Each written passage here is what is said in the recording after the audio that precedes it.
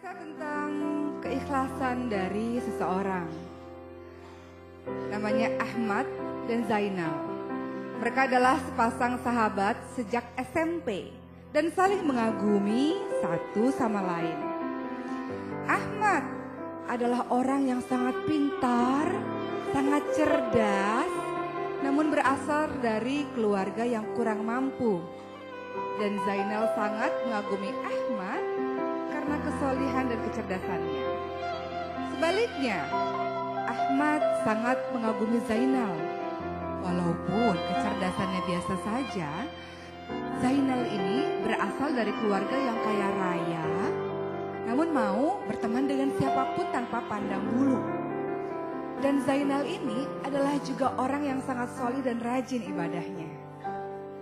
Maka tahun pun berjalan. Tak terasa Zainal kini sudah menjadi seorang direktur perusahaan. Dan Zainal memiliki kebiasaan. Setiap kali pergi dari satu kota ke kota lain, pasti Zainal selalu saja melakukan sholat di sebuah masjid di kota tersebut. Sebagai wujud rasa syukurnya kepada Allah Subhanahu wa Ta'ala yang telah membuat dirinya menjadi diri yang sekarang. Maka Zainal pada saat itu berada di puncak Pas Bogor. Ada sebuah masjid bernama At-Ta'awun di sana. Dan seperti biasa, Zainal datang ke masjid tersebut untuk melaksanakan sholat sunnah. Zainal menggulung lengan bajunya dan tampaklah jam tangannya yang sangat mahal menggulung bagian celananya dan bersiap-siap untuk berwudu.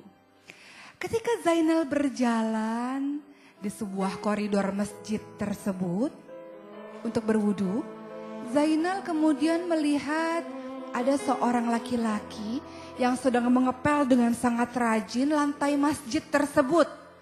Maka Zainal pun melihat laki-laki tersebut seakan-akan pernah melihat laki-laki itu. Sudah tak asing lagi wajahnya. Maka Zainal pun menegurnya.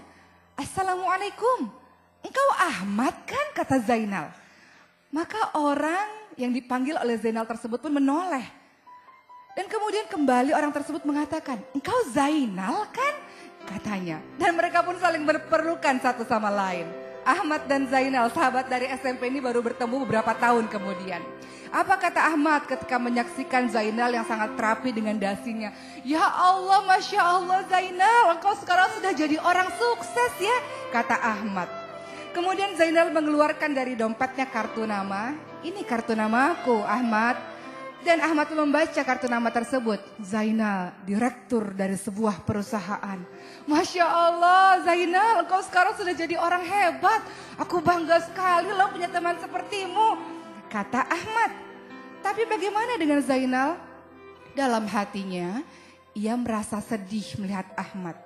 Kok bisa orang sepintar dan secerdas Ahmad ini berakhir hidupnya hanya jadi seorang marbot masjid saja? Kalau Zainal ini atau Ahmad ini dipindahkan ke kantor, mungkin panggilannya bukan marbot masjid, tapi jadi office boy. Dalam hati Zainal sangat mengutuk negeri ini. Kenapa? Kenapa orang sepintar Ahmad tidak menjadi siapa-siapa? Justru menjadi orang yang seperti ini. Dalam hati Zainal berkata seperti itu. Maka Zainal pun berkata kepada Ahmad, Ahmad, aku sholat dulu. Nanti setelah aku sholat, kita ngobrol panjang ya. Mungkin ada pekerjaan yang jauh lebih baik untukmu yang bisa aku berikan. Dibanding menjadi seorang merebut masjid saja. Kasihan kamu, kata Zainal. Lalu apa kata Ahmad? Ahmad tersenyum dan menepuk-nepuk pundak dari Zainal. Iya, sholat dulu saja kamu. Aku masih lanjut bersih-bersih. Supaya orang semua sholat di sini nyaman. Kamu juga nyaman sholatnya. Nanti kita ngobrol ya, kata Ahmad sambil tersenyum. Maka Zainal pun melanjutkan wudunya. Dan kemudian melanjutkan sholatnya 2 rakaat. Dan ketika Zainal mengucapkan salam, ada seorang anak muda yang menegur Zainal. Bapak kenal ya sama Pak Insinyur Haji Ahmad? Kata anak muda tersebut. Bapak Insinyur Haji Ahmad? Maksudmu Ahmad? Kata Zainal. Iya, Bapak Insinyur Haji Ahmad. Kenal ya Pak ya? Oh, Ahmad sih teman saya waktu SMP. Wah, Masya Allah ya Pak. Lihat tuh Pak ya, Pak Insinyur Haji Asmat itu luar biasa. Kok dipanggil Haji? Memangnya udah pergi haji, kata Zainal. Oh udah haji Pak, lama banget udah haji. Bahkan sebelum membangun masjid ini, sebelum punya masjid ini. Kemudian Zainal tertegun. Sudah lama pergi haji dan yang membangun masjid ini. Zainal mengernyitkan dahinya. Maksudmu? Anak muda itu kembali bercerita. Bapak Insinyur Haji Ahmad itu luar biasa tawadu loh Pak. Beliau itu Bapak lihat tuh di depan masjid banyak sekali hotel-hotel bagus. Itu punya Pak Insinyur Haji Ahmad Pak. Beliau itu luar biasa, kebiasaannya aneh. Padahal hotelnya banyak dan ini masjid ini Pak yang punya itu Bapak Insinyur Haji Ahmad. Di tanah wakafnya sendiri, bangun pakai duit-duitnya sendiri. Tapi punya kebiasaan aneh loh Pak. Tahu gak kebiasaannya? Bukannya sibuk ngurusin yang lain-lain, hari-hari malah sukanya di masjid. Malah ngegantiin tugas saya. Memangnya kamu siapa? Kata Zainal. Saya ini merebut asli masjid ini Pak. Kata anak muda tersebut.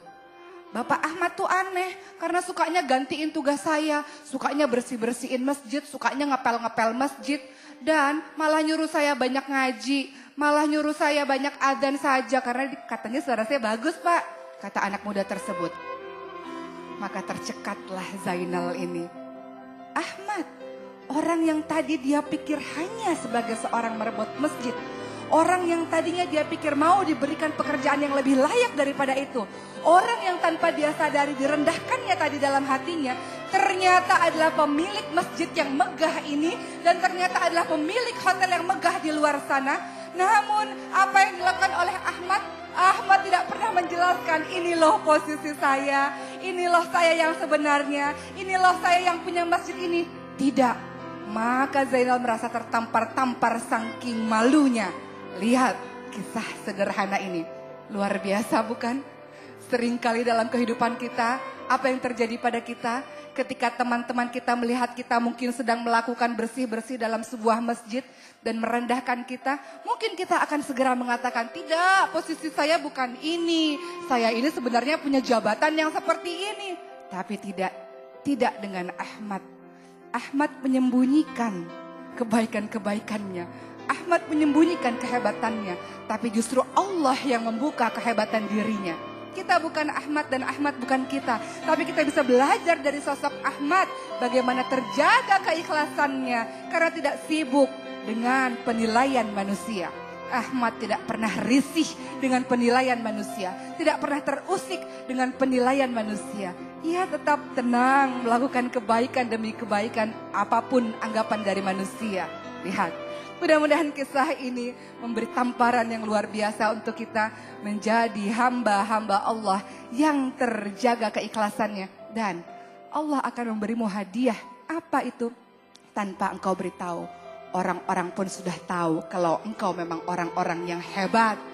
Tanpa engkau memberitahu, Allah yang akan memberitahu mereka bahwa engkau adalah orang-orang yang terjaga keikhlasannya. Insya Allah mudah-mudahan menjadi pembelajaran untuk kita semuanya.